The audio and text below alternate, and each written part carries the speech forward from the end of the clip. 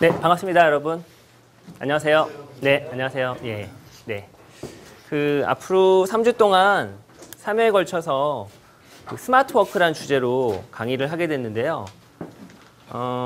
오늘 내용은 좀 약간 원론적인 이야기들을 좀 많이 할 거예요. 실제 스마트워크를 어떻게 하냐, 구체적인 방법론에 대한 이야기는 다음 주부터 총 6회에 걸쳐서 진행을 할 거고, 오늘 3회 정도는 그냥 그 스마트워크에 대한 백그라운드, 스마트워크에 대한 기본적인 개념하고, 그리고 도구를 쓰는 방법 이전에 스마트워크에 대한 어떤 마음의 자세라든가 또 회사에서의 어떤 스마트워크를 위한 시스템, 뭐 이런 것들에 대한 이야기를 좀 할 겁니다. 그래서 오늘 이야기는 좀 다소 딱딱할 수 있고 조금 뭐 재밌는 얘기는 좀 안 나올 거예요. 그래서 그거는 좀 참고로 하시면 되고, 다음 주부터 할 내용들이 주로 실제 여러분들이 업무에서 따라할 수 있는 방법들, 구체적으로 그렇게 똑똑하고 재밌고 즐겁고 좀 더 효율적으로 일하는 방법이 무엇인가에 대해서는 다음 주부터 구체적인 팁들, 그리고 도구의 사용 방법들에 대한 원론적인 이야기를 좀 넘어서는 구체 방법에 대해서 말씀을 드릴 겁니다. 그래서 오늘은 전반적인 좀 이야기를 해드리려고 해요. 스마트워크라고 하는 게 갑자기 왜 주목받게 됐는지, 그리고 스마트워크와 관련해가지고 어떠한 회사에서의 시스템이나 또 우리 업무 태도가 좀 필요한지, 이런 전반적인 이야기를 좀 해드리겠습니다. 구체적으로 스마트워크에 대한 첫 번째 시간 발표하기 앞서서 제 소개부터 잠깐 드리고 진행을 할게요. 저는 현재 다음에서 신규 사업 전략을 담당을 하고 있고요. 다음에 입사한 지 한 7년 된 것 같아요. 그래서 주로 제가 하고 있는 업무들은 전략 업무, 기획 업무 이런 것들을 하고 있습니다. 근데 여러분 잘 아시는 한메일 서비스의 이제 2차 버전이 한메일 익스프레스하고 있는데 그 서비스를 담당했었고요. 그 이후에는 주로 이제 다음에 모바일 서비스를 많이 맡았었습니다. 그래서 다음 지도 앱, 그리고 또 마이피플 다음 앱, 그리고 모바일 웹 다음 있죠. m.다음.net 이런 서비스 전략을 담당을 했었고요.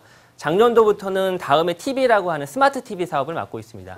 그리고 지금은 신규 사업 전략을 담당을 하고 있고요. 그래서 사실은 회사에서 IT 회사에서 서비스 전략을 담당을 하고 있는데 왜 뜬금없이 이 자리에서 여러분들 앞에서 IT와 관련된 이야기가 아니라 스마트워크 이런 내용을 이야기하느냐, 이제 그거부터 여러분들 설명을 드려야 될 것 같아요. 그래야지 여러분들이 강사가 말하는 거에 대해서 신뢰를 가지실 테니까.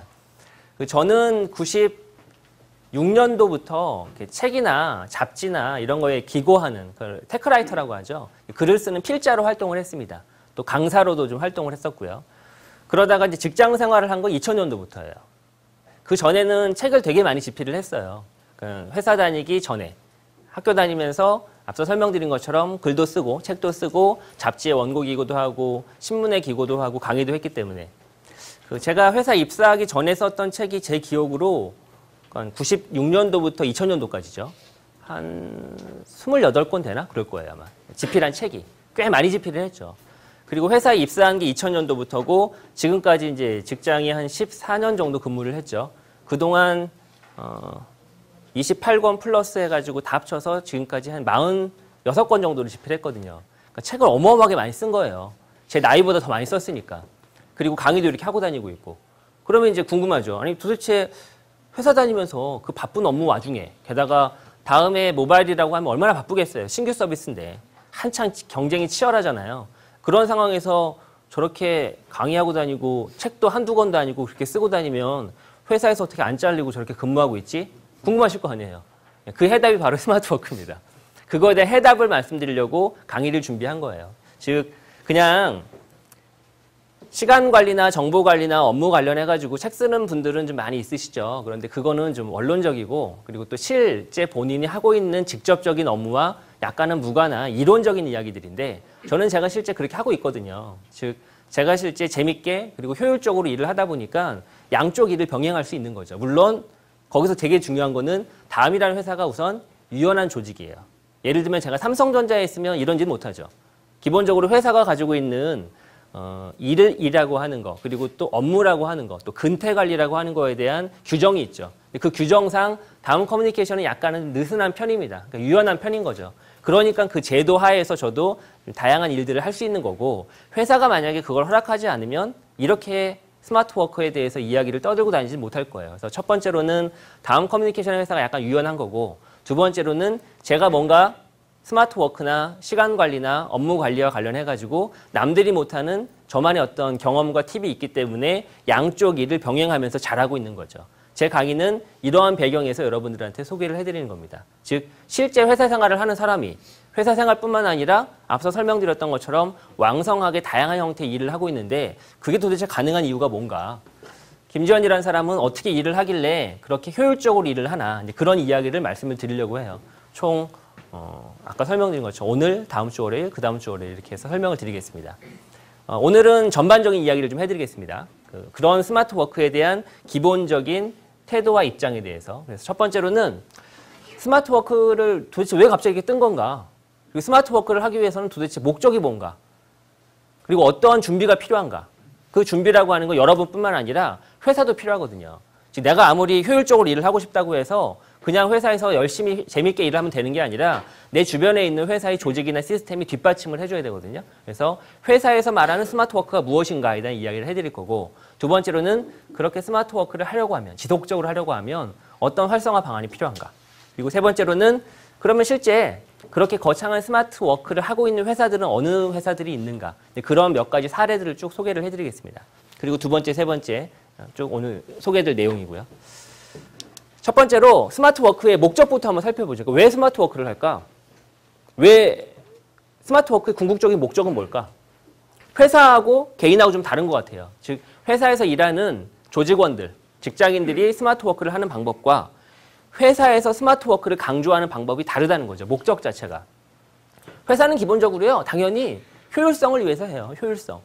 다른 말로 표현하면 시간당 생산성을 높이기 위해서 하는 거죠. 똑같은 돈을 들여서라도 이왕이면 매출을, 수익을 10보다는 20, 30을 얻고자 하는 거죠. 더 빨리 업무를 처리하기 원하고. 이게 회사가 원하는 스마트 워크죠. 목적 자체가. 개인은 사실 그건 아니죠. 물론 기본적으로 스마트 워크를 하면 단위 시간당 생산성은 높아지지만 우리의 목적은 즐겁게 일하기 위한 거죠. 즉 회사 일을 빨리 끝내고 그 다음에 하고자 하는 건 개인의 여가를 보내고자 하는 거죠. 계속 회사 일을 붙들고 있는 게 목적이 아닌 거죠. 즉 그래서 사실 따지고 보면 회사와 우리의 목적은 약간 달라요. 스마트 워크에 대해서. 회사의 근본적인 목적은 그렇게 일하게 하고서 또 하게 하고 또 하게 하고 또 하게 하는 거죠. 그래서 여러분 스마트폰 쓰시면 회사 업무 시간이 다 끝났음에도 불구하고 계속 보는 거죠.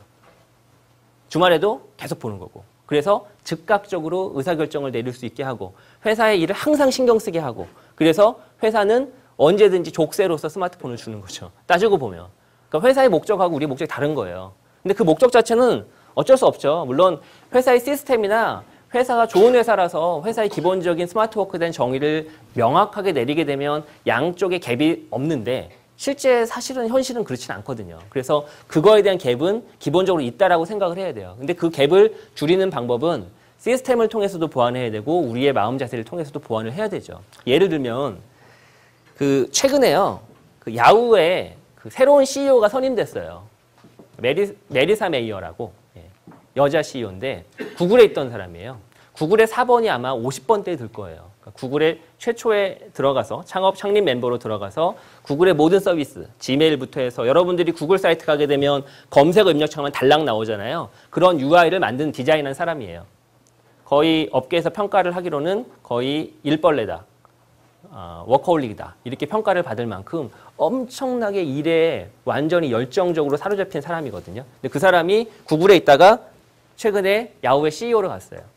야후의 CEO로 가서 가장 먼저 했던 일이 뭐냐면 야후가 사실 재택근무제 그리고 자율출퇴근제를 좀 도입하고 있거든요. 그걸 다 없애버렸어요. 왜 없앴느냐?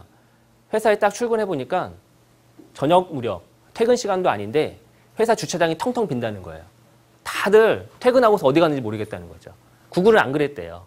구글은 밤 야근 시간에도 막 차들이 막 주차장에 꽉 차가지고 주차할 공간이 없을 정도였는데 야후를 와보니까 막상 그렇지 않다는 거죠.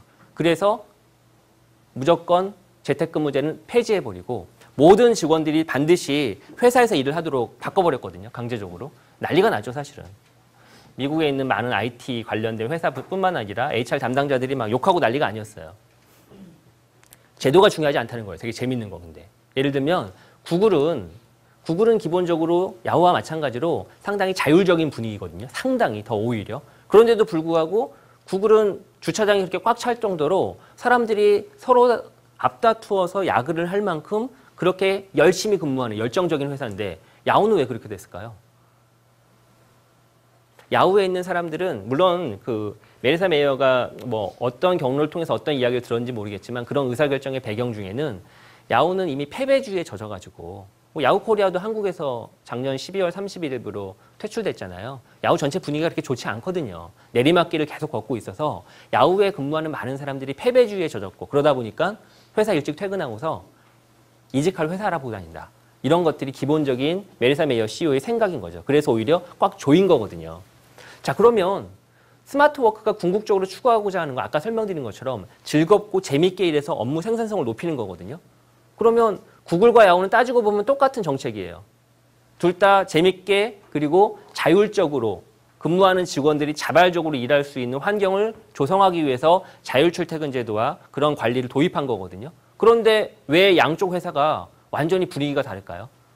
똑같은 시스템을 도입했는데도 불구하고 왜 양쪽 회사는 같은 방법으로 열정적으로 즐겁게 일을 하지 않을까요? 중요한 건 제도가 중요한 건 아니라는 거죠. 정리하면 제가 스마트워크에 대한 이야기를 여러 가지 사항들을 떠들긴 떠들 텐데 중요한 핵심은 제도나 그리고 스마트워크를 위해서 도움을 주는 여러분 쓰신 아이패드, 뭐 스마트폰, 태블릿 이런 단말기나 방법론이 문제가 아니라 사실은 마음속에 있다는 거죠. 어떤 제도이든 간에 따지고 보면 내가 즐겁게 열정적으로 일할 수 있는 환경을 조성하는 것이 중요한 것이지 회사의 시스템이나 제도가 중요하지는 않아요. 방금 야후와 구글의 사례만 들어서 알 수 있듯이. 그런 면에서 보면 사실 시스템과 제도가 중요한 건 아닙니다. 제일 중요한 거는 일과 그리고 가정 양쪽을 균형감 있게 잘 업무 그리고 또 가정 양쪽을 신경 쓸 수 있는 사람들의 마음가짐과 또 그렇게 근무할 수 있는 근무 분위기를 조성하는 거죠. 그러니까 그 근무 분위기를 조성함에 있어서 시스템이 도움을 주면 좋으련만 모든 시스템이 다 그렇게 도움을 주는 건 아니다라는 거죠.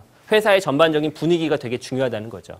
어쨌건 야후는 그래서 그런 자율출퇴근 제도나 원래 스마트워크를 기본적으로 이야기할 때 항상 나오는 제도 중에 하나가 자율출퇴근, 또 근태나 이런 부분들을 6시, 9시 출근, 6시 퇴근 이렇게 맞추는 게 아니라 유연하게 하는 거거든요. 근데 그럼에도 불구하고 야후는 방식을 바꿨습니다. 왜? 업무 생산성을 높이는 게 그게 더 낫다고 우선 생각을 한 거죠. 그런 면에서 스마트워크가 반드시 어떤 시스템이 잘 도입하고 스마트폰과 각종 태블릿을 모든 사람이 스마트워크에 잘 쓸 수 있도록 도입하고 이런 것만이 중요하다는 거 아니라는 걸 명확히 깨달아야 된다는 겁니다. 근본적인 스마트워크의 제일 중요한 목적은 기업은 업무 생산성을 높이는 것이고 개인은 즐겁게 일할 수 있는 분위기를 만드는 거예요. 즐겁게만 일할 수 있으면 생산성은 자연스럽게 높아지는 거죠. 즐겁게 일하는 게 되게 중요하다는 거죠. 그리고 그 즐겁게 일하는 분위기를 만들m에 있어서 여러 회사의 제도나 시스템이 도움을 줘야 되는 거죠. 그러면 회사가 기본적으로 그런 스마트워크를 함에 있어서 어떤 시스템들이 있느냐? 첫 번째로 우리가 흔히 보여지는 거는요. 이런 일반적인 프로세스입니다. 회사의 프로세스가 스마트워크를 도와줄 수 있는 프로세스로 가면 돼요. 예를 들면 결제 방식이라든가 업무 보고 방식이라든가 결제, 업무 보고 이런 것들을 줄여주는 거죠. 그리고 또 IT의 도움을 받는 거죠. 뭐 가장 간단한 예 중에 하나가 예전에 PC가 도입하고 전자결제가 도입하기 이전만 해도 우리가 부장님, 사장님 결제 받으려고 하면 그분이 계실 때까지 기다렸어야 되고 또 서면을 통해 가지고 직접 사인을 받았어야 되고 많은 시간과 또 거기에서 소요되는 쓸데없는 불필요한 여러 가지 과정들이 있었죠. 근데 지금 전자결제 도입하면서 더 나아가서는 스마트폰 결제를 도입하면서 그런 것들이 단축됐죠. 간단하게 스마트한 기술 덕분에 예전에 오래 걸리던 작업들의 시간이 더 줄어들었죠. 그것뿐만 아니라 결제 내역을 쉽게 확인하고 파악할 수가 있게 됐죠. 저희 근무하는 다음커뮤니케이션만 해도 스마트폰이 한국에 2009년 11월에 도입됐잖아요. 저희가 2011년도 초반에 아마 회사 내부에 결제를 기존에는 PC에선 됐었는데 스마트폰으로 바꿨거든요. 스마트폰까지 지원하게 되면서 결제 걸리는 시간이 거의 하루 정도, 즉 24시간 정도가 단축됐어요. 왜냐하면 당연히 회사에 위로 가면 갈수록 돌아다니는 시간이 많거든요. 자리에 앉아있지 않는 시간이 많고. 그러면 당연히 그분이 결제할 때는 반드시 컴퓨터 앞에 앉아 있어야 되는데 지금은 스마트폰이나 태블릿을 이용해가지고 외부에서도 결제가 가능하니까 즉각적인 응답이 이루어지죠. 즉 우리가 흔히 알고 있는 것과는 반대예요. 즉 결제를 올림에 있어서 아래에서 빨리 움직이는 것보다 위에서 빨리 결제해 주는 게 시간을 오히려 더 줄여주거든요. 정리를 하면 아래에서 이미 모든 기획과 전략과 각종 문서에 대한 정리가 다 끝나더라도 제안서가 완성이 되더라도 이 걸리는 시간보다 위에서 그걸 컨펌하는 데 걸린 시간이 사실 더 오래 걸리거든요. 근데 그 부분을 단축시켜 준 거죠. 무엇 덕분에? 모바일 결제 때문에. 더 나아가서는 그 결제가 모든 게 근거로 남죠. 예전에 그걸 찾으려고 하면 오래 걸렸거든요. 근데 지금은 다 검색만 하게 되면 코멘트를 달 수 있고 과거에 어떠한 의사결정의 구조화에서 누가 언제 어떠한 내용으로 어떻게 컨펌을 했는지가 다 근거로 남죠. 그러다 보니까 검색하기가 쉽죠. 그래서 과거에 히스토리를 파악하기가 쉽습니다. 즉 회사 내의 많은 프로젝트와 업무 진행 사항에 대해서 이 결제 문서 하나만 가지고도 파악할 수가 있다는 거죠. 예전에는 그거를 찾아보는 것 자체가 숙제였었거든요. 어렵고. 근데 지금은 다 전자결제의 도입으로 인해서 그런 나중에 후속적으로 파악하고자 하는데 걸리는 시간이 엄청 단축됐죠. 그런 부분도 전자결제가 도입된 가장 중요한 부분이고 그게 스마트워크에 도움을 주는 거고요. 그 다음에 제일 중요한 부분은 사실은 인사평가예요. 그리고 근태관리고.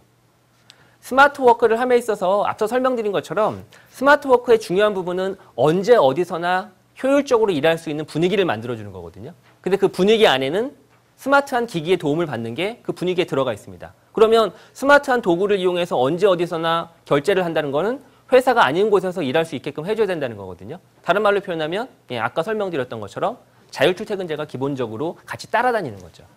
언제 어디서나 일하려고 하면 회사가 아닌 곳에서 일을 할 수 있어야 되고 그러려고 하면 당연히 회사에 출근하지 않고 외부에서도 일을 해야 되거든요. 회사에 출근하지 않고 외부에서 일을 한다는 얘기는 인사평가 시스템이나 근태관리에 그 내용에 대한 허락이 들어가 있어야 되는 거죠. 승인이 들어가 있어야 되는 거죠. 왜 자리 없어라고 이야기하지 않아야 되는 거고 왜 와 없이인데 출근하지 않았어라고 괜찮아라고 이야기를 해야 된다는 거죠.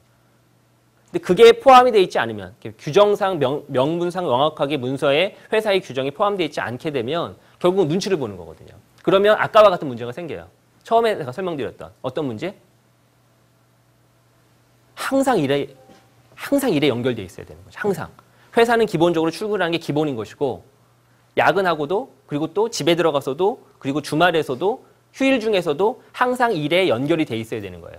근데 그게 분리가 되는 순간, 즉 아까 설명드렸던 근태관리 부분이 명확하게 출퇴근이나 자율출퇴근 부분이 가져가게 되면 그게 이제 명확하게 분리가 됨으로 인해서 회사에 출근하지 않아도 된다라고 하는 가정이 생기는 거거든요. 근데 회사에 출근도 하고 회사의 규정이 명확하지 않아서 회사에 출근해서 일도 하고 바깥에서 일을 해야 된다게 연결되게 되면 1이 곱하기 2 곱하기 3이 되는 거죠. 그러면 양적으로 회사에 일을 하는 시간만 늘어났을 뿐이지 실질적인 개인의 어떤 즐거움이나 개인의 가정생활에서 여유는 사라지는 겁니다. 그래서 중요한 부분이 스마트워크를 도입할 때 제일 중요한 부분이 기기의 도입이나 시스템과 인프라의 도입만 중요한 게 아니라 사실 앞단에서 어떻게 우리 회사 결제와 어떻게 우리 회사의 프로세스와 어떻게 우리 회사의 인사평가와 그리고 근태관리와 이런 거에도 이런 내용에 대해서 즉 바깥에서 일하는 거에 대해서도 허락을 해줄지에 대한 게 명확하게 근거가 있어야 된다는 거죠. 그게 없게 되면 결국은 회사 편의만 봐주는 거고 개인은 계속 그냥 24시간 일에 매여 있게 됩니다. 그게 사실은 개인의 즐거움을 앗아가는 거죠. 그럼 그건 스마트워크가 아니죠. 회사로서는 생산성을 높이는 거지만 개인한테는 생산성을 높이는 게 아니라 오히려 족쇄가 되어가지고 계속 재미없게 즐겁지 않게 일하게 만드는 가장 문제가 되는 겁니다. 두 번째 스마트워크의 중요한 부분은 스마트워크를 하다 보면요. 아까 근본적으로 설명드린 것처럼 항상 수시로 회사에 대해서 신경 써야 되고 다양한 스마트한 기기를 통해서 인터넷에 연결되어 있다 보니까 회사의 결제와 회사에서 말하는 회사에서 고민하는 다양한 숙제들에 대해서 항상 의사결정을 할 수 있는 또 업무에 투입될 수 있는 레디 상태여야 되거든요. 그러다 보니까 회의에 참석할 수가 없어요. 바깥에서 일을 하다 보니까. 즉 모일 수 있는 시간이 제한적이라는 겁니다. 더 중요한 거는 회사에서 회식을 한다거나 혹은 회사에서 모여가지고 어떤 논의를 할 때 거기서 고립될 수 있는 확률이 높아지는 거죠. 이제 제가 마지막에 그 다양한 스마트워크를 도입한, 즉 모바일 오피스를 도입한 회사의 사례를 설명드릴 텐데 그 사례에서 가장 문제시되는 부분 중에 하나는 뭐냐면 그들의 생산성이 높아지고 이런 게 중요한 게 아니라 개인이 접촉하는 시간이 줄어드니까, 즉 대면 접촉하는 시간이 줄어드니까, 즉 옆에서 같이 동료들과 수다 떨고 담배 한 대 피고 커피 한 잔 마시면서 회사에 대한 이야기를 하는 시간이 줄어드는 거거든요. 그렇게 줄어들다 보니까 고립감이 빠지는 거죠. 외롭게 되는 거고. 그래서 열심히 일을 하더라도 실제 옆에서 사람들과 회사 동료들과 부딪히면서 얻을 수 있는 정보보다 제한적이다 보니까 거기에서 나오는 여러 가지 외로움이 있다는 겁니다. 그래서 두 번째 중요한 부분은 회의 문화부터 시작해서 또 회식 문화부터 시작해서 스마트 워크를 할 때 이런 반대로 겪게 되는 역작용, 부작용을 어떻게 해소할 것인지에 대한 고민을 명백히 해야 되는 거죠. 해소 방법은 평소에 커뮤니케이션을 그렇게 직접 대면 접촉을 하는 게 아니라 뭐 메신저 툴이 됐든 혹은 그룹 대화가 됐든 혹은 SNS, 야머나 트위터와 같은 기업 내의 트위터입니다. 기업 내에서 커뮤니케이션을 쉽게 할 수 있도록 만들어주는 다양한 게시판 툴이나 인트라넷이나 이런 걸 활용해서 예전보다 더 많이 접촉할 수 있는, 비록 직접 접촉은 하지 않지만 온라인상에서 자꾸 만날 수 있는 가능성을 더 많이 열어줘야 돼요. 어쨌든 문제는 스마트 워크가 늘어서 근태나 또 자율 출퇴근이 활성화되었을 때의 문제점은 사람들의 고립감이 높아진다는 것이고, 그 고립감을 어떻게 해결해 주느냐도 스마트 워크의 제도에서 꼭 고려해야 될 요소라는 거죠. 정리를 하면 지금 두 가지 다 스마트 워크 하면 우리가 앞단에서만 생각하거든요. 사람들한테 스마트폰 지급해줘야 되나? 태블릿은 어떻게 해줘야 되나? 회사의 인트라넷은 어떻게 연결해주지?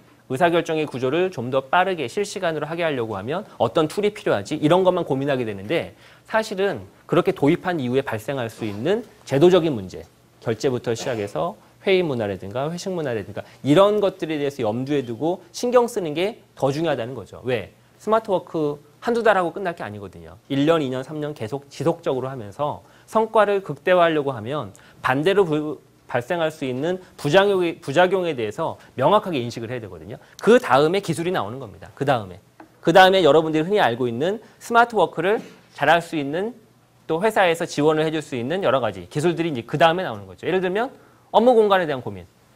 저희 다음 같은 경우만 해도 제주도하고 그다음에 서울하고 양쪽으로 오피스가 나뉘어 있거든요. 그러다 보니까 왔다 갔다 근무하는 사람들이 많아요. 그러니까 원해서 한 건 아니지만 흔히 우리가 말하는 스마트 워크, 어디서나 일할 수 있는 근무 분위기를 만들어야죠. 제주도에 있는 사람이 서울에 오면 한 일주일에 이틀은 근무해야 되고, 서울에 근무하던 사람이 제주에 내려가게 되면 하루 이틀은 또 거기서 근무해야 되거든요. 그럼 자기 자리가 없잖아요.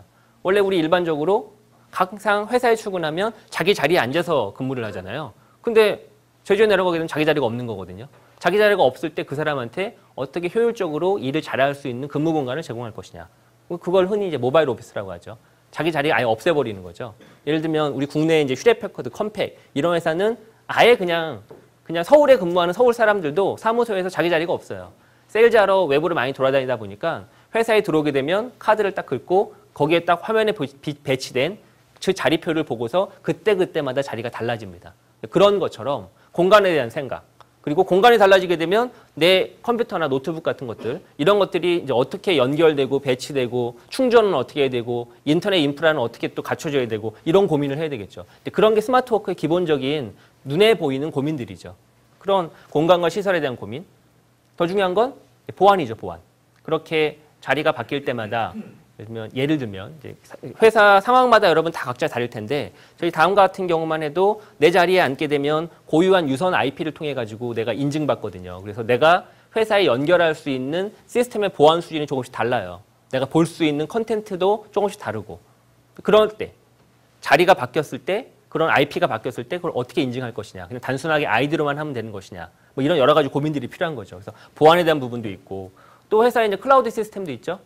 지금 우리 한국에서는 그 모든 회사에서 다 클라우드를 지원하고 있지는 않죠. 특히 대기업일수록 클라우드의 이제 보안의 이제 취약성 때문에 아예 회사 내부에 있는 파일 같은 걸 외부에 올리지 못하게 하게끔 아예 원천적으로 차단하는 경우도 있고, 심지어 더 보안이 강화된 회사 같은 경우는 파일을 외부에 공개할 때도 DRM이 쌓여 있어가지고 암호를 꼭 집어넣게 돼 있거든요. 근데 그런 거에 대한 고민. 왜? 바깥에서 내가 내 회사의 문서에 접근하려고 해도 그런 게 다 걸리는 거거든요. 따지고 보면.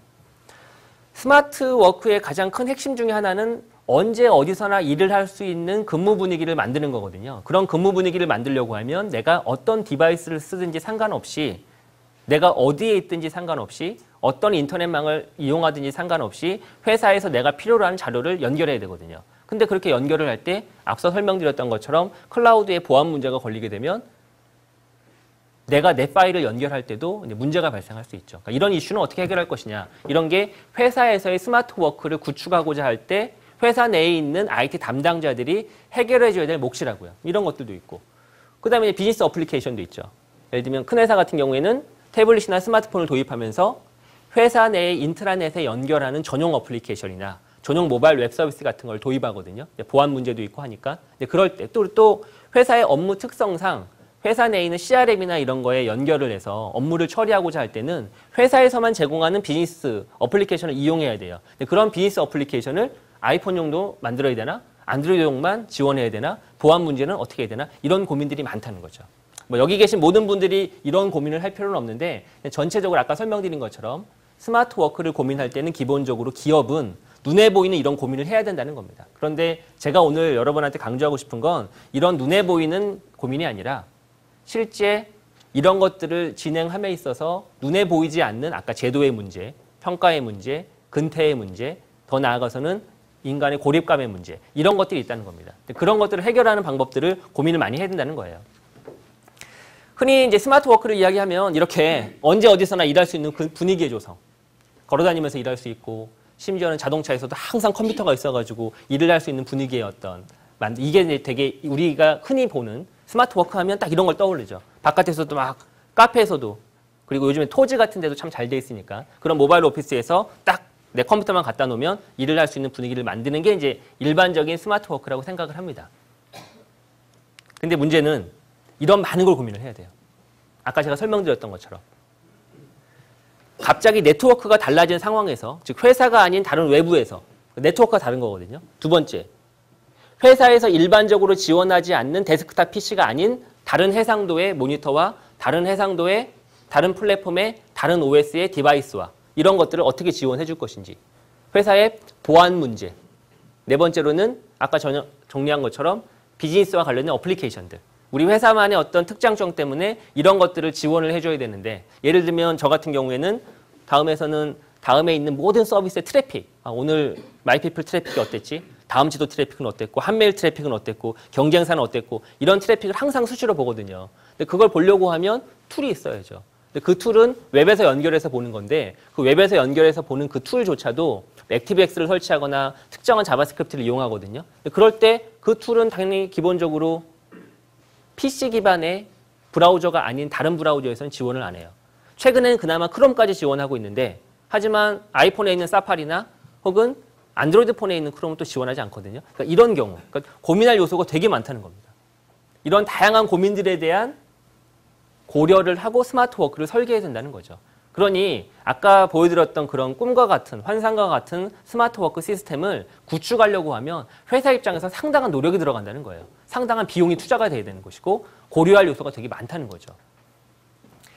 스마트 워크의 기술은 기본적으로 흔히 이제 이렇게 네 가지로 분류를 합니다. 첫 번째로는 협업을 잘할 수 있도록 도와주는 툴들. 스마트 워크가 개인을 위한 게 아니거든요. 아까 설명드린 것처럼 회사에서 일하는 게 혼자 일하나요? 같이 협업을 하면서 일하잖아요. 그렇게 협업을 할 때 도와줄 수 있는 커뮤니케이션의 툴이 됐든 정보를 공유하는 게 됐든 문서를 같이 나누면서 그 문서의 공동 편집이 됐든 각종 협업을 도와주는 툴들이 있고요.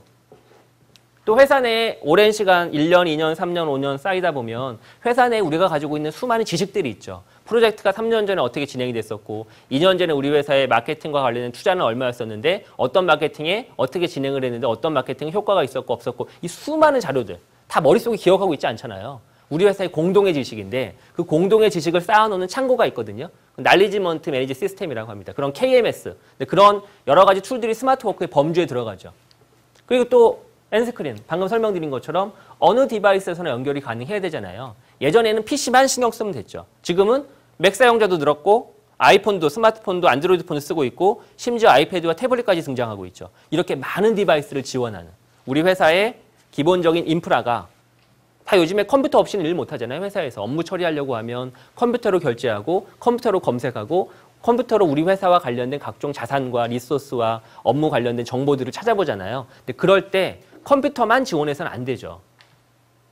스마트 오피스가 되려면 스마트 워크가 되려면 보다 많은 디바이스가 지원돼야 되기 때문에 다양한 디바이스는 지원을 고민을 해야 되는 것이고 또한 개인의 업무 특성에 따라서 이게 영업하는 사람이냐 마케터냐 이런 거에 따라서 보안의 레벨 같이 연결된 부분도 있는데요. 보안의 레벨을 맞춰줘야죠. 이 사람한테는 팀장한테는 부장한테는 과장한테는 대리한테는 여기까지 보여주고 그 다음에는 어디까지 보여주고 이런 레벨에 대한 개인 맞춤형 서비스가 제공이 돼야 되고 마지막으로는 이제 보안이죠. 해킹이나 혹은 스미싱이나 이런 거에 대한 우려가 좀 들어가는 거니까.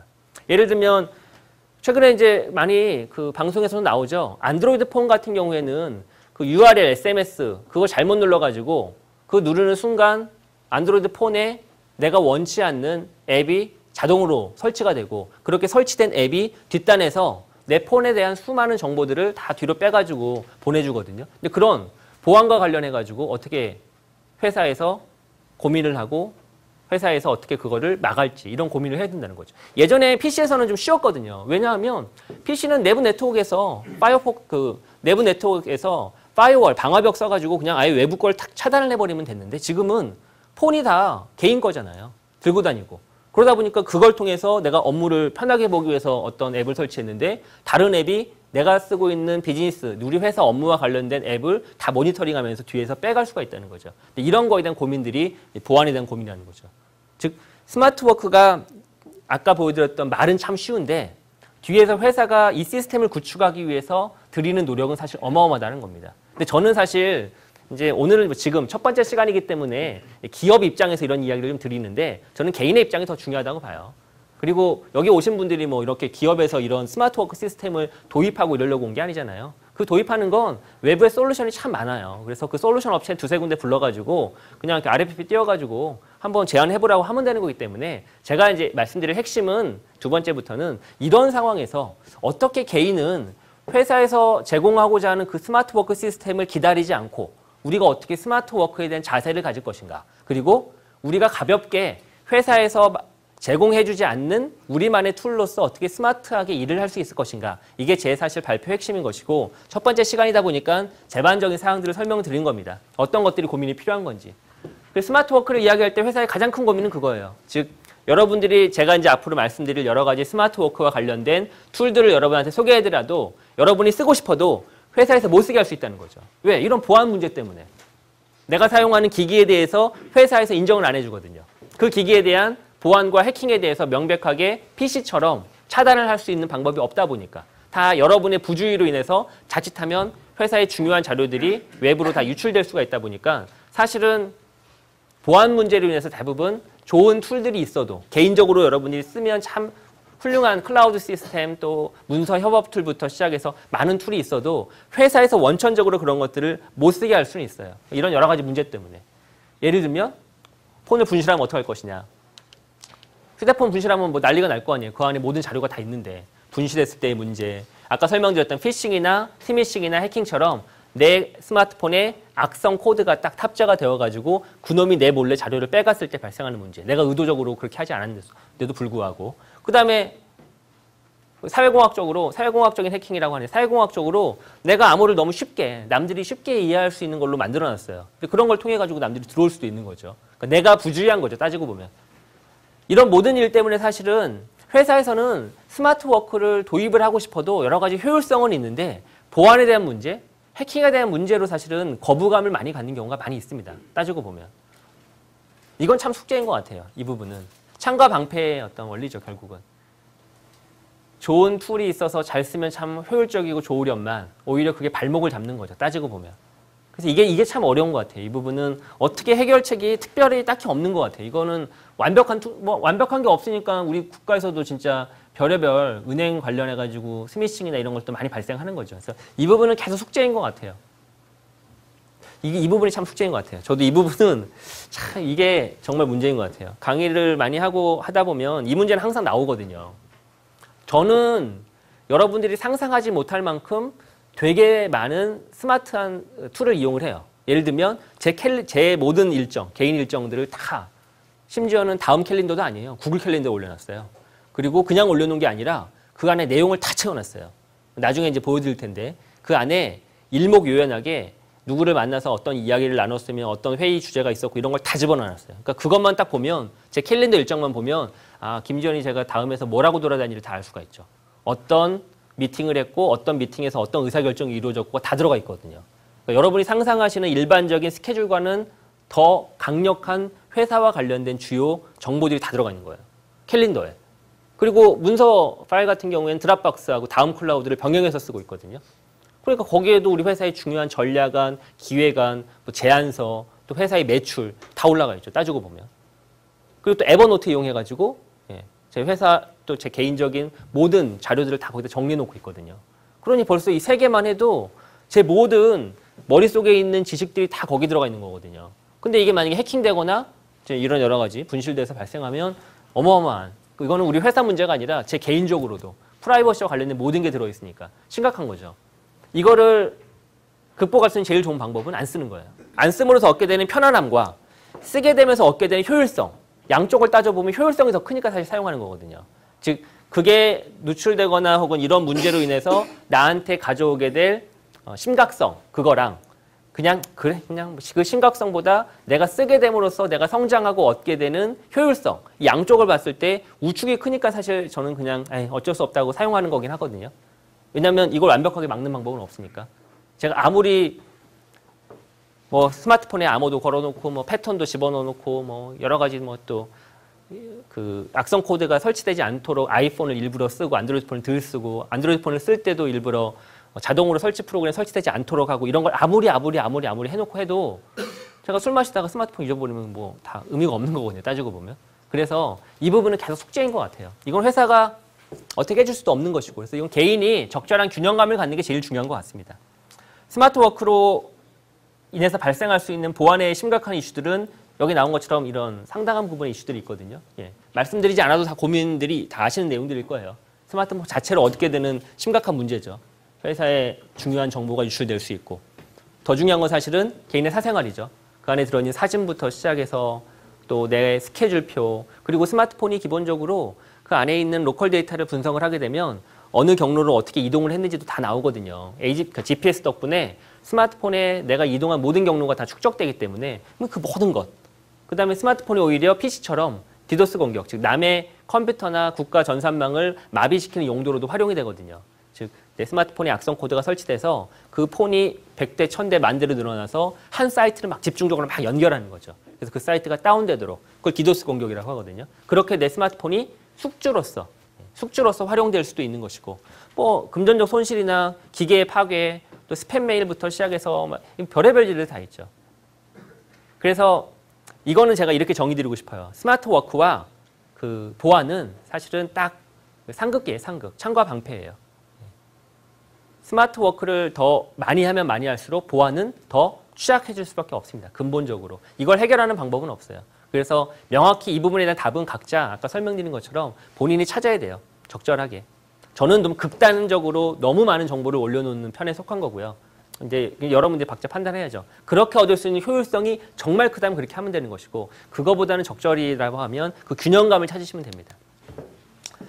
그걸 극복할 수 있는 방법들은 뭐 이렇게 있긴 있는데 아까 설명드린 것처럼 완벽한 방법은 절대 아니에요. 단말기 같은 경우에야 예를 들면 기본적으로 숫자와 패턴 기반의 암호 설정을 꼭 한다는 거. 그리고 또 예를 들면 저 같은 경우에는 아이폰이나 안드로이드 폰 양쪽을 쓰는데 아이폰 같은 경우에는 그 애플에서 제공하는 기본적인 서비스를 통해서 원격지에서 내가 잃어버리면 폰을 잠금 설정하거나 파괴를 해볼 수가 있어요. 데이터를 완전히 초기화하는 거죠. 안드로이드 폰도 그런 앱을 설치를 하면 돼요. 그래서 내가 잊어버린 순간 잽싸게 PC에 가가지고 내 스마트폰 찾아가지고 딱 스마트폰이 인터넷에 연결되는 순간 왜 그 가진 사람이 그걸 끌 수도 있잖아요. 그래서 그 사람이 켜서 인터넷만 연결되면 자동적으로 폰에 있는 모든 데이터가 초기화되도록 할 수 있거든요. 뭐 그런 방법을 이용한다든가 뭐 여러 가지 툴들이 있는데 그럼에도 불구하고 아까 설명드린 것처럼 정말 제대로 된 해커가 나는 제가 비록 그렇게 단말기를 초기화하는 방법을 이용하고 별의 방법을 다 이용하더라도 내가 이게 정말 중요한 김지현이라는 사람이 워낙 중요한 사람이고 저 다음에 있는 데이터를 나는 마음 잡고 꼭 얻어내야 되겠다라고 하는 그런 목적의식이 명확하면 고급 해커를 이용하겠죠. 그런 모든 데이터는 사실 아무리 내가 방법을 이용해도 방법이 없는 거죠. 어쨌든 그런 툴들이 있습니다. 그러니까 약간 그거를 갭을 줄일 수 있는 그런 툴들을 찾아 나서는 거죠. 특히 또 그 와이파이 같은 것도 그래요. 여기 이제 서버 시스템에서 여러분 지금 이 자리에서 여러분이 그 3G나 4G LTE가 아니라 여기 와이파이 딱 켜면 공용 와이파이망이 있어요. 여기 공용 와이파이망이 예를 들면 SKT 쓰시는 분들은 T 와이파이가 있고요. 올레 같은 KT 같은 경우 올레 와이파이가 있죠. 그건 공용이거든요. 그 공용 와이파이망을 여러분이 쓰시면 여러분이 그 와이파이 연결해가지고 메일을 확인하시고 페이스북 확인하시고 그러면 그건 다 그 데이터를 이쪽에서 피싱할 수가 있습니다. 그래서 제가 여러분의 다음 한메일 아이디, 구글 지메일 아이디 암호 다 알 수가 있어요. 페이스북의 아이디 암호까지도 알 수 있어요. 그래서 여러분 몰래 암호 획득해가지고 PC에서 들어갈 수가 있죠. 그러니까 이렇게 들어가면 한도 끝도 없어요. 결국 이 보안과 기본적인 스마트 워크는 양립할 수 없는 문제인 것이죠. 그래서 이런 거 조심해야 되는 거죠. 누가? 개인이. 이건 회사가 해줄 수 있는 문제가 아니에요. 폰 자체가 와이파이에 연결될 때는 그런 위험성을 가지고 연결하는 거거든요. 그래서 그런 걸, 그리고 또 회사에서는 VPN 같은 것들 연결할 때 암호화 같은 거 이용하는 거. 예를 들면 회사 시스템에 연결할 때 저희 같은 경우에는 그냥 외부에서는 로그인은 안 되고요. 다음 내부에서는 그냥 로그인 되는데 외부에서 로그인 하려고 하면 미리 발급받은 제 회사의 아이디하고 암호를 넣어야 되고 그것만 넣어서 되는 게 아니라 제 휴대폰으로 SMS가 날라와서 제 인증을 한번 거칩니다. 그런 식으로 아주 깊게 들어가서 정확하게 회사에 인증받은 사람인지를 체크하는 그런 시스템들이 있거든요. 근데 그런 보안 모드를 이용해야 되죠. 다양한 툴들을 이 기반으로 해서 명확하게 스마트워크의 보안 부분을 물리칠 수 있는 대처 방법을 찾아야 되는데 결국 아까 설명드린 것처럼 이건 깊게 들어가면 창과 방패의 싸움이기 때문에 명확하게 해결할 수는 없는 문제입니다. 제일 중요한 건 결국 개인의 선택이에요. 개인이 이 보안, 스마트폰이나 새로운 디바이스와 관련해가지고 보안 의식을 얼마나 자세히 알고 있느냐. 예를 들면 아까 제가 설명드렸죠. 스마트폰에 원격으로 연결해가지고 데이터를 초기화하고 이런 것들은 아는 사람도 있고 모르는 사람도 있거든요. 근데 그런 게 얼마나 많겠어요. 그렇게 내 스마트폰에 보안을 강화할 수 있는 툴의 종류가 되게 많거든요. 즉 본인이 보안 의식을 더 많이 가지고 많이 알려고 하면 알려고 할수록 이걸 많이 알게 되기 때문에 그만큼 방패의 힘은 커지는 것이고 이거를 덜 알게 되면 창의 힘이 커지는 거거든요. 그래서 결국 개인의 몫이 크다는 겁니다. 아까 제가 설명드렸던 것처럼 저는 정말 구글 캘린더, 에버노트, 드랍박스 이런 수많은 툴들, 뭐 포킷, 뭐 리딜레이터 이런 수많은 툴들에 제 모든 걸 다 저장하고 있거든요. 근데 그걸 무식하게 다 모든 걸 조작하는 게 아니라 저만의 방식으로 나름 보안 의식을 가지고 있죠. 그래서 한 큐에 버튼 하나만 클릭하면 제가 암호를 누출되었을 때 그 모든 데이터가 사라지게끔 그런 시스템은 제가 스스로 갖춰놓은 거죠. 그러니까 그렇게 개인이 그만큼 보안에 대해서 철저하게 하는 수밖에 없다고요. 이걸 누가 해결해 줄 수 있는 문제가 절대 아닙니다. 최근에는 회사에서 일하시는 분들보다 바깥에서 일하시는 분들이 정말 많은 것 같아요. 여러분 카페만 가서 보세요. 제가 예전에 카페 보면 다 수다 떠는 사람들 천지였는데 지금은 다 노트북 펼쳐놓고 다 일하고 있거든요. 그리고 실제 아예 일만 할 수 있는 카페가 나오기도 하죠. 강남역에는 에이블스퀘어부터 시작해서 토지도 그렇고 그래서 외부에서 일하는 환경이 정말 기본적으로 딱 구축이 된 것 같아요. 근데 그거는 꼭 회사에 앉아서만 일하는 게 아니라 바깥에 있어도 일을 할 수 있는 성과 중심의 기본적인 사고가 있기 때문이거든요. 그게 사실 스마트워크의 시작입니다. 단 그렇게 외부에서 쉽게 일을 할 수 있게끔 해주는 시스템이 도입돼야 되죠. 즉 바깥에서도 쉽게 회사의 정보와 자원과 또 회사 내인 직원들과의 커뮤니케이션이 원활하게 될 수 있는 그게 아까 설명드렸던 제도적인 뒷받침, 기술적인 뒷받침, 또 분위기 회사에 너 김대리 집에 회사에 없네 일 제대로 하고 있는 거야? 이런 문화가 아닌 거죠. 회식에 잠깐 빠져도 회의에 잠깐 빠져도 모든 게 커버될 수 있는 심지어는 회의에 전화로 돌아도 되는 거죠. 이런 기본적인 분위기가 바뀌어야 된다는 겁니다. 저희 다음 같은 경우에는 제주도에 있는 직원들하고 커뮤니케이션을 정말 많이 하거든요. 회의도 되게 많고. 그러면 항상 모일 수는 없잖아요. 그래서 원격 커뮤니케이션이 되게 많아요. 전화 열어놓고 하거나 화상통화 이용하거나 요즘에는 뭐 페이스타임이나 구글 행아웃 같은 것들이 잘 돼 있다 보니까 노트북이나 아이패드나 뭐 스마트폰 열고서 얼굴 보면서 커뮤니케이션이 되거든요. 초반에는 참 어색하고 그래도 사람이 만나서 이야기를 해야지. 표정을 보고 또 저렇게 스킨십도 있고 그래야지 이게 일이 잘 되는 거지라고 생각했는데 이게 습관화되고 시장의 그 회사의 분위기가 바뀌다 보니까 아무런 하등의 문제가 없거든요. 오히려 더 빨라요. 의사결정도. 왜? 회의는 기본적으로 여러분들 정각 3시에 하는 회의에 3시에 들어온 적이 있나요? 거의 없어요.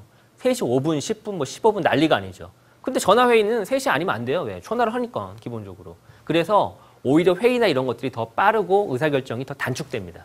이런 얘기들은 제가 이제 2번째, 3번째 시간에 자세하게 해드릴 거예요. 그러니까 전반적으로 스마트워크는 그런 회사의 기본적인 분위기와 제도와 이런 게 되게 중요하다는 거예요. 기술적으로 앞에서 보여지는 쭉 설명드렸던 그런 프론스단에서의 것도 되게 중요한 것처럼 보이지만 실질적으로는 그거를 가능케 해주는 회사의 분위기가 되게 중요하다는 겁니다. 그래서 여러분이 그런 의사결정권자에 계시는 분이라고 하면 그런 분위기를 조성하는 게 스마트워크 시작이라는 것이지 뭘 스마트워크를 도입하기 위해서 뭐 MS에 링크를 도입하거나 혹은 뭐 쉐어포인트 포탈 같은 서비스를 도입하거나 또 무슨 IBM이나 이런 데 시스코에 또 그런 스마트워크를 도와주는 솔루션을 도입하거나 이게 중요한 게 아니라는 거죠. 기본적인 자세가 중요하다는 겁니다. 대표적으로 스마트워크를 하는 회사가 국내와 해외 사례가 있어요. 해외 사례는 마이크로소프트가 대표적으로 제일 잘하고요. 근데 왜? 마이크로소프트는 이거 팔아먹어야 되거든요. 즉 스마트 오피스, 모바일 오피스를 팔아먹어야 되니까 자기들 회사에 도입한 거예요, 먼저. 그리고 대표적인 게 링크, 그 다음에 쉐어포인트 포탈, 익스체인지 서버 이런 것들이 다 스마트 워크를 잘하기 위한 솔루션들입니다. 그리고 또 한국엔 KT가 그걸 잘하고 있죠. 왜? KT도 팔아먹어야 되니까. 그래서 KT도 기본적으로 모바일 오피스가 구축이 돼 있죠. 그리고 재택근무의 근무량도 늘리고 있고요. 물론 모든 사람을 재택근무할 수는 없어요. 이제 업무의 특이성에 따라서 재택근무, 유연근무제를 늘려가고 있죠. 또한 어디서나 앉아가지고 바로 일을 할 수 있는 아까 제가 설명드렸던 컴팩처럼 그런 시스템을 도입해 놓고 있긴 합니다. 근데 아까 설명드린 것처럼 이런 솔루션과 이런 거에 대한 관심은 다 거짓부렁이에요. 거짓부렁이라는 게 뭐냐면 저 솔루션을 팔기 위한 뉴스 보도 그런 거 팔기 위한 홍보에 불과한 것이지 아까 설명드린 것처럼 이런 스마트 워크가 잘 되려고 하면 기본적으로 그런 걸 하고자 하는 제도와 백엔드 시스템이 이런 것들이 지원이 돼야지 잘 됩니다. 그러면 사실은 기술을 도입하지 않아도 돼요. 왜? 개인이 알아서 찾으면 돼요. 스마트 워크와 관련된 툴들은. 제가 그거는 설명을 드릴 거거든요. 중요한 건 그런 스마트 워크를 할 수 있게끔 해주는 지속적인 관심과 회사의 분위기가 중요한 겁니다. 예를 들면 저는 이제 회사를 이제 제가 좀 옮기거나 새로운 팀을 맡을 때마다 그런 시스템을 도입을 정말 많이 해요. 일부러 테스트하기 위해서라도 새로운 시스템을. 구글 캘린더에 보게 되면 같이 공동으로 자기의 스케줄들을, 팀 스케줄을 관리하는 팀 스케줄 그게 기능이 있거든요. 그거하고 그 다음에 쉐어포인트 포탈, MS에서 제공하는 쉐어포인트 포탈을 이용하게 되면 얘가 언제 이제 외근을 나가는지 그리고 얘가 현재 업무 프로젝트 문서 어디까지 작성했는지 그 작성을 하는데 얘가 끝내면 그다음 누가 와야 되는지 이것들 다 전체 화면을 구성해가지고 볼 수가 있어요. 그리고 또 마치 회사 내 인트라넷 게시판처럼 우리들만의 게시판을 만들어가지고 정보도 공유하고 막 할 수 있었거든요. 다 해봤는데 다 실패했어요, 솔직히. 왜 실패했느냐? 그거 하는 게 일이에요. 그거 하는 게 일이라면 내 5명이 들어오면 5명이 그 사용법을 익혀야 돼요. 근데 이들이 이렇게 관심이 없거든요. 저만 관심 있지. 저만 관심 있고 저만 자꾸 쓰지 이들은 귀찮아가지고 들여다보지도 않고 자기만의 툴이 있는 거예요. 예를 들면 엑셀을 쓰고 어떤 사람은 아웃룩을 쓰고 어떤 사람은 그냥 자기 다이어리에다가 그냥 캘린더 관리하고 그러다 보니까 이중 작업을 하는 거죠. 본인은 본인대로 쓰고 여긴 또 올려야 돼. 그럼 얼마나 짜증나겠어요. 도구가 즉 툴이 중요하지 않다는 거죠. 툴은 그저 수단에 불과한 것이고 목적은 뭐로 가도 서울만 가면 된다고 그냥 즐겁고 또 스마트 워크를 할 생산성만 높이면 되거든요. 그래서 툴에 너무 매몰될 필요는 없습니다.